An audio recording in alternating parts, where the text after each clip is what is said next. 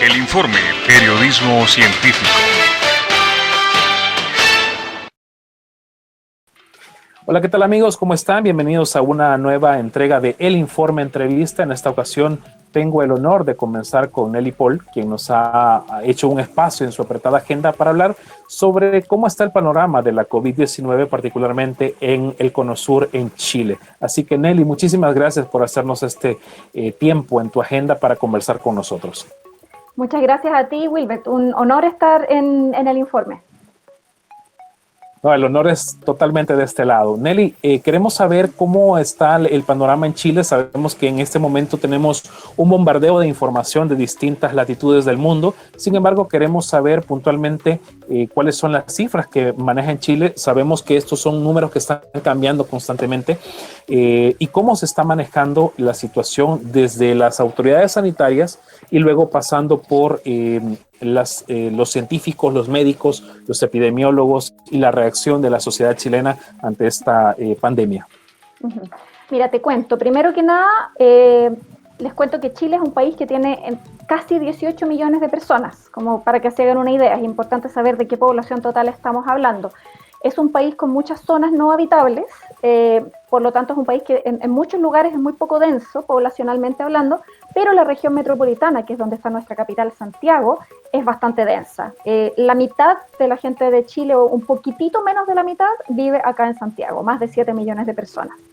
Entonces, en concordancia con eso, el COVID-19 ha atacado mayormente a la región metropolitana, si bien está presente a lo largo de todo el país. A la fecha, hoy es 2 de mayo, tenemos más de 18.000 contagiados, tenemos 18.435 al último informe, personas contagiadas, y el número de muertos es de 247. Así es que estamos mejor que algunos, peor que otros países, y hay personas que se quedan de un lado de esa noticia y otras que, ¿no es cierto?, acusan lo contrario. Eso a la fecha. El último día tenemos un pic de nuevos contagios al día, que es de 1.427 nuevos casos. Y también tuvimos 13 muertes en un solo día, que es bastante alto. Pero definitivamente el número de casos por día, nos pegamos un salto hoy día. Creo que el día anterior había sido casi 1.000 o 900, y ya el gobierno estaba hablando de que estábamos aplanando la curva. Pero con este salto tremendo de 1.427 nuevos casos reportados hoy, se vuelve a perder el horizonte de aplanamiento de la curva, cosa que muchos científicas y científicos ya estaban hace rato diciendo, como no nos relajemos.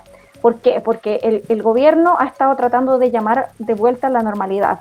Entonces, en un principio quería que los niños volvieran a las escuelas el 27 de abril, pero hubo tal crisis al respecto, la gente criticó tanto esta medida que volvieron a aplazar la entrada a los colegios. Pero se habla mucho de la nueva normalidad, están usándolo como un término desde gobierno para que la gente empiece a salir de nuevo. De hecho, algunos centros comerciales ya abrieron esta semana que recién pasó, y fue noticia que había colas de gente esperando para entrar al mall, para entrar al centro comercial. Y la comunidad científica, la comunidad médica, prácticamente como en masa, todos juntos han dicho: tengamos mucho miedo de un segundo rebrote. Un segundo rebrote puede ser extremadamente peor que el primero. Y además, ni siquiera hemos pasado el primero, estamos recién acercándonos a lo que es el pic. Claramente las cifras de hoy demuestran que no estábamos aplanando la curva para nada. Entonces, hay que tener mucho cuidado porque el gobierno está tratando de relajar las medidas de cuarentena, que han sido siempre parciales. Chile no ha tenido, a diferencia de nuestro país vecino, Argentina, no ha tenido cuarentena total, para nada. Y a diferencia de todos los países que han podido controlar la pandemia de modo muy rápido, como Singapur o Taiwán o Corea del Sur. Nosotros nunca hemos tenido una cuarentena total, cosa que la comunidad médica y científica ha pedido a gritos realmente desde el inicio, pero esa situación no se ha dado. Bien, este punto que mencionas, donde la gente ha criticado esta medida de querer salir, supongo que, como en muchos países, incluyendo el mío, la presión viene de los poderes o del sector económico que quiere reactivar de alguna forma la economía, ¿no? Ver la situación sanitaria. ¿Cómo se lleva esta pugna particular, que es un dilema realmente que se está manejando ahorita? Porque por un lado sí necesitamos reactivar la economía, pero por el otro lado está el peligro de una segunda ola de contagios, lo cual puede ser, como lo dicen los especialistas, mucho peor que la primera, porque no está comprobado que las personas que ya fueron infectadas se vuelvan inmunes, sino que es posible, como se dieron algunos casos en Wuhan, donde pueden ellos contagiarse nuevamente. Bueno, eso es una cosa. Nuestro ministro de Salud, Jaime Mañalich, dijo en algún momento fehacientemente que las personas que ya habían sido contagiadas no podían volver a contagiarse, y le llovieron las críticas de muchos diciendo, bueno, usted sabe aparentemente más que la comunidad científica del mundo entero, porque eso no está demostrado en ninguna parte. Así que tuvo que en algún momento desdecirse de eso. Otra cosa que está pasando es que si bien se ha aumentado mucho en Chile la capacidad de hacer nuevos tests, realmente ha sido un asombroso avance al respecto en los 2 meses que llevamos de pandemia desde que llegó acá a Chile el 3 de marzo, aún así no hay realmente una noción de dónde están todos los contagiados. No están todos los casos traqueados y mucho menos sus contactos. Conozco personas que llegaron del extranjero que el gobierno jamás les hizo ningún tipo de seguimiento, ni a su cuarentena, ni a las personas con las que trataron desde su llegada. Entonces, eso es definitivamente un problema. Perdón que te interrumpa, Nelly. Entonces quiere decir que si yo llegué como chileno, llego de regreso al país, no me llevaron a un centro de contención, no me hicieron una prueba, tampoco han hecho nexos epidemiológicos de con quién me relacioné, no hay ningún control sobre eso. Es decir, que puede haber muchas personas contagiadas repartiendo el virus sin que el gobierno o las autoridades sanitarias sepan siquiera dónde está esa persona. Yo te puedo decir que conozco una persona, ya, porque es muy cercana a mí, que llegó al país durante creo que la primera semana de abril, y esa persona pasó del aeropuerto a su casa y en ningún momento hubo control alguno. Él, por responsabilidad, se mantuvo en su casa 2 semanas sin ver a nadie, sin salir ni asomar la nariz a la calle, ¿ya? Pero nadie le hizo ningún seguimiento, y nadie, por supuesto, mucho menos, digamos, hizo seguimiento a las personas con las que él podría haberse topado, ¿ya? Ese es un caso que yo conozco de primera mano, es un amigo mío, ¿ya? Entonces, a mucha gente le pasó, y escuché un caso similar también de alguien que viajó a Estados Unidos, que llegó con coronavirus, que se enfermó y que estuvo extremadamente grave, hospitalizado en la unidad de cuidados intensivos, y a él tampoco habían hecho seguimiento de su familia con la que él también había viajado. Nada, absolutamente nada. Me imagino que esa situación se ha ido mejorando. Quiero imaginar que esa situación ha ido mejorando en las últimas 3 semanas, pero no me consta. ¿Hay algún informe que les brinden sus autoridades diario? Es decir, no solo el reporte de contagiados, recuperados, fallecidos, sino que también las medidas, es decir, está constantemente en Chile manejando la información de prevención y de contingencia. El Ministerio de Salud todos los días emite un reporte a la prensa y sale por televisión abierta. Informes epidemiológicos se han emitido 13 a la fecha. Creo que ayer o hoy salió el último, donde efectivamente están esos números que no son suficientes. Lamentablemente no están, los científicos no tienen suficientes datos para poder realmente hacer un seguimiento de dónde están las zonas, dónde está ocurriendo el contagio hoy en día. Y eso es un tema que después voy a tocar en más detalle, porque en estos momentos está que arde, como decimos aquí en Chile, está la polémica muy viva. Pero además de eso, sí, todos los días hay informes, sale el ministro o alguien del Ministerio de Salud en la televisión hablando de qué comunas, que son como las pequeñas zonas de la ciudad, ¿no es cierto?, y del país entero, es la subdivisión más pequeña del país, qué comunas entran o salen de cuarentena una semana u otra, y se hace, si es necesario, un update, un update de algunas recomendaciones. También eso ha tenido muchas críticas. Tampoco está claro por qué algunas zonas están entrando en cuarentena, otras no, porque hay comunas que salen y luego vuelven a entrar en cuarentena. Incluso hay comunas que han sido divididas y que la parte norte sigue en cuarentena, la parte sur no. Y lleva a que la gente empiece a pensar que todo esto tiene realmente un contexto político, que las zonas que se han mantenido, algunas de las zonas que se han mantenido en cuarentena formal, digamos, no voluntaria, son aquellas en que nuestra revolución social, que empezó en octubre de 2019, eran las zonas como más álgidas en términos de las protestas callejeras. Entonces, esa es una de las hipótesis que ya la gente está empezando a manejar. Como el gobierno, hay una sensación de que no hay transparencia en los datos, y los científicos también tienen esa misma sensación, que no están dando los datos, y ya mencionaré esa polémica. Entonces ya la gente empieza a pensar cualquier cosa. El gobierno antes de la pandemia tenía una aprobación del 6%. porque con la revolución realmente mostró sus peores colores y realmente muchos chilenos piensan que se está transformando en una dictadura. Entonces, con un nivel de credibilidad que estaba en un mínimo histórico, fue muy difícil también creer en un principio de la pandemia todas las medidas de seguridad que se estaban imponiendo desde el Estado. Muchos pensaron que era solamente para detener la revolución. Y eso también tomó un par de semanas, que todo el mundo se diera cuenta de, no podemos seguir protestando en la calle porque lo del virus no lo había inventado el gobierno. Pero eso es lo que pasa cuando la gobernanza que tú tienes no tiene credibilidad. Nos termina dañando a todos. Claro.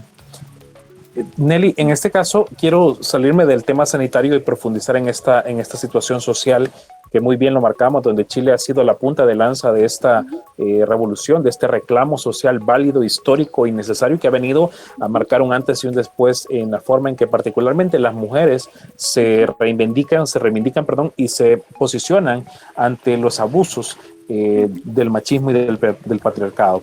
¿Cómo entonces esta revolución o estas protestas siguen a pesar de no poder salir a la Plaza Italia? Me corregí si me equivoco. Ya no pueden salir como salían en masa, pero siguen las protestas, uno. Y dos, el caso o los casos de violencia intrafamiliar o de violencia contra la mujer han variado en este contexto de COVID o se mantienen en los porcentajes que estaban antes de la emergencia. Te cuento, efectivamente el epicentro, ¿no es cierto?, de la revolución es lo que nosotros llamábamos Plaza Italia, pero la verdad es que la revolución también, la gente se ha tomado el poder y le ha cambiado los nombres a muchos lugares de la ciudad, muchas calles, se han botado estatuas de los conquistadores españoles, o sea, ha sido una revolución también en lo simbólico, ¿ya? Y la Plaza Italia ahora se llama Plaza de la Dignidad, así fue rebautizada por la revolución. Ya veremos cuándo entra en los libros de historia. Pero lo que tú dices es muy importante. En un principio hubo una pausa realmente a la revolución, porque todo el mundo se acogió, digamos, a sus hogares y a tratar de estar bien de salud y también bien económicamente, porque tengo que volver a tu punto que me preguntabas sobre la economía. Pero está resurgiendo la revolución, entre otras cosas porque ha habido no hay consistencia en el gobierno. Entonces, por un lado dicen, nosotros teníamos un plebiscito para cambiar la constitución de este país, que es la constitución del dictador Pinochet, que la impuso en 1980. El plebiscito, impulsado por la revolución, porque de otro modo no iba a suceder, era este 27 de abril recién pasado. Y se pospuso hasta octubre por la pandemia. Pero resulta que la misma semana en que se supone que no podemos ir a votar porque hay una pandemia, es la semana en que abren los centros comerciales y la gente se agolpa en ellos. Entonces, esto está haciendo que la rabia vuelva a aflorar, ¿ya? Ahora no solamente tenemos rabia por los 40 años del neoliberalismo realmente extremo que nos ha sometido a deuda, a un sistema de salud prácticamente inexistente, a un apoyo social mínimo, a una destrucción medioambiental brutal. Ahora más encima tenemos esta rabia de que el gobierno no nos está entregando toda la verdad y no está tomando todas las medidas en pos de la seguridad de sus ciudadanos, primando la economía. Y con esto han empezado en las últimas, yo diría, la última semana, esto es bien reciente, han empezado a rebrotar las protestas en Chile. Algunas de manera bien creativa, con las personas completamente cubiertas de trajes como ¿no es cierto?, de seguridad, como de Área 51, por decirlo, ¿no es cierto?, estos trajes blancos completos, y otras medidas más creativas. Y está empezando también a verse en lo digital, en los conversatorios, en los nuevos partidos políticos que se han formado desde la revolución. Pero está realmente recién empezando esta nueva chispa de revolución en un escenario diferente, ¿no es cierto? Con respecto a la violencia contra la mujer, lamentablemente, al igual que en todo el resto del mundo, se ha acrecentado brutalmente. Los llamados telefónicos a los números de ayuda han crecido en 2 cifras porcentuales. También los llamados por abuso a la infancia. También ha habido mucho más reportes de violencia hacia niños, entonces hacia niños y hacia mujeres. El gobierno también, y no solamente el gobierno, como te digo, con tan poca credibilidad, son muchos los que realmente están tratando de tomar un poco la gobernanza en sus propias manos. Entonces son múltiples las instituciones que han brindado números de apoyo y algún otro tipo de campañas por redes sociales para tratar de hacer algo, por lo menos de levantar la voz y de ofrecer una mano, una ayuda a todas esas mujeres que están encerradas en sus casas con sus agresores. Así que lamentablemente aquí en Chile la situación está tan mal como se reporta en el resto del mundo para la mujer. Muy bien. Bueno, lastimosamente es una radiografía no solo de Chile, sino de toda Latinoamérica, ¿no? Y de muchos lugares del mundo que en un momento pudimos creer, o mejor dicho, esta pandemia ha venido a desnudar mucho más a profundidad estas crisis históricamente arraigadas en nuestros países. Nelly, hablemos ahora de la comunicación de la ciencia en los medios masivos de comunicación. Yo lo he mencionado en todas mis entrevistas anteriores con colegas latinoamericanos. Creo que lo que copaba la programación de los medios masivos era deportes, espectáculos y cobertura política. Sin embargo, la pandemia ha obligado a que el mundo tenga más de un mes de ser monotemático. No hay una tan sola nota que no esté relacionada con el tema de la pandemia. Sin embargo, queremos saber en este caso si en Chile se le ha dado la voz ahora a la ciencia, a los especialistas, a los epidemiólogos, ese lugar que se merece. Y si a la par han surgido fake news, rumores, falsas curas, etcétera, porque lo vemos en el resto de Latinoamérica. Queremos saber si en Chile pasa lo mismo también. Sí, la respuesta corta es sí, está pasando absolutamente lo mismo. Por un lado, bueno, muchísima gente en Chile ve los programas matinales, son programas de conversación como de magacinescos, muy populares que se dan por varias horas en la mañana. Y son muy populares, mucha gente los ve y duran muchas horas y están en varios canales. Y hay algunos canales que, como te digo, la pandemia vino como a coronar algo que ya estaba sucediendo por varios meses con la revolución social, ¿no es cierto? Entonces, ya por muchos meses había una queja generalizada de la población hacia cómo los medios no están cubriendo realmente las cosas que están pasando. O sea, durante la revolución, por ejemplo, estaban cubriendo cómo se estaba, no sé, quemando un paradero de bus, pero por otro lado no estaban cubriendo una matanza de ciudadanos o qué sé yo, los jóvenes que estaban siendo llevados, los menores de edad que estaban siendo llevados a la cárcel, etcétera, etcétera, etcétera. Entonces, al principio con la pandemia ya existía, digamos, esta como noción de que la televisión al menos no estaba informando, no estaba mostrando de verdad lo que estaba pasando, porque tiene los poderes económicos encima. Con la pandemia en particular, algunos canales, sus matinales en particular, por un tiempo siguieron llamando a sus mismos como charlatanes de siempre a que hablaran del tema, y por supuesto que surgieron curas y un montón de ridiculeces. Pero también la sociedad criticó tanto y empezó también a ver más los canales en que estaban llevando especialistas de verdad. Entonces sí, en estos últimos 2 veces se ha visto mucha mayor presencia de especialistas en los medios de comunicación. Pero también hay muchos problemas éticos, ¿no es cierto? Por ejemplo, cuando se trata de obtener una primicia y se utiliza un título que es más bien falso o que exagera una situación, ¿no es cierto? Eso se da mucho. También ha habido una queja de la comunidad de personas mayores, de cómo se los trata, en el fondo casi como si fueran desechables, ¿no es cierto? Cuando el ministro habla de los fallecidos, habla de, bueno, pero la mayoría son viejos, casi con esas palabras. Entonces también hay una manera de cubrir la pandemia desde el punto de vista de las personas mayores, que han habido quejas con respecto al tratamiento en prensa, con ese tipo de cosas. Bueno, varias quejas han surgido, y nosotros como Asociación Chilena de Periodistas y Comunicadores de Ciencia, ACHIPEC, nos unimos al Colegio Médico, que realmente ha sido la cara y la bandera de la lucha contra el coronavirus. O sea, el Colegio Médico ha ganado todo el amor y la popularidad del país. Nos unimos e hicimos un pequeño video con 7 recomendaciones éticas para los periodistas y otras personas que están cubriendo la pandemia. Después, si quieres, te puedo dejar el link para que tú lo compartas con tus oyentes y tus lectores, digamos.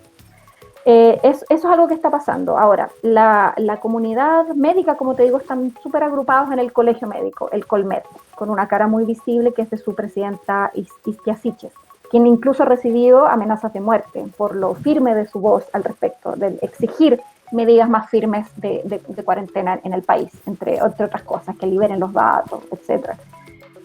Una cosa que hizo el gobierno, nosotros tenemos muy recientemente tenemos un Ministerio de Ciencia, Tecnología, Conocimiento e Innovación. Tiene un poco más de un año el ministerio. Y una de las cosas que hizo con la pandemia fue crear lo que llamó una mesa de datos. ¿Ya? Agrupó a distintas organizaciones de científicas y científicos, de epidemiólogos por un lado, de personas expertas en informática, de gente que es experta en Big Data, en Data Science, ¿no es cierto? Y los juntó para tratar de, obviamente, manejar los datos de la pandemia de la manera en que podamos frenarla lo antes posible. Y lo que te contaba, que el debate está muy vivo hoy, es que ayer o antes de ayer, se retiró de esta mesa de datos, congeló su presencia un instituto que se llama Instituto Milenio de Fundamento de los Datos, que es uno de estos grupos como de excelencia científica, diciendo no podemos actuar sin datos. Llevamos creo que casi un mes en esta mesa de datos y no nos dan los datos que pedimos. Y si no nos dan los datos que pedimos, ¿de qué sirve? Si el problema era la confidencialidad de los datos del paciente, ellos incluso elaboraron una herramienta informática para asegurar esa confidencialidad. Y aún así no la estaban usando. Entonces, literalmente se aburrieron de esperar y decidieron no solamente seguir escribiendo artículos al respecto, sacar columnas de opinión en prensa, que es lo que ya se estaba haciendo al respecto, dónde están los datos, sino que sencillamente congelar su presencia. Y eso generó un tremendo revuelo en la comunidad científica. Por otro lado, la Sociedad Chilena de Epidemiología, creo que fue ayer también, elaboró un comunicado de prensa enviado a la Organización Mundial de la Salud, diciendo que el gobierno de Chile, por lo menos había un día que no había entregado los datos correctos a la Organización Mundial de la Salud, porque en el número de contagiados de ese día no había incluido a los asintomáticos, ¿ya? Y había un déficit, digamos, de más de 200 personas. Entonces emitió este comunicado.